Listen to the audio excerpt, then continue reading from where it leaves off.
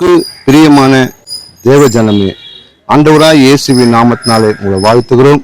இந்த நாட்களில் தேவனுடைய வார்த்தை 2 சாமுவேல் 22:19. என் ஆபத்து நாளிலே எனக்கு நேரிட்டு வந்தார்கள், கர்த்தரோ எனக்கு ஆதரவாக இருந்தார்.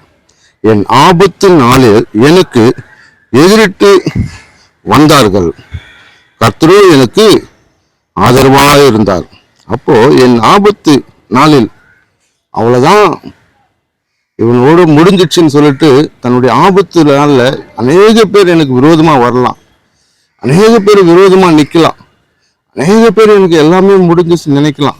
ஆனா தேவன் நம் பக்கம் இருக்கிறார் என்று தெரியாம சில பேர் இருக்கோம். ஆனா தேவன் நம்ம பக்கத்துல இருக்கிறார், நம்மளை பாதுகாவலராக இருக்கிறார், நம்மளுக்கு வேண்டியதை அவர் நன்மையை செய்கிறவராக இருக்கிறார். உன் துக்க நாட்கள்ல ஆண்டவர் மாற்றி போட நினைக்கிறார். ஆனா ஆபத்து வந்துடுச்சு. இந்த ஆபத்துலேருந்து யார் என்னை காப்பாற்ற முடியும்?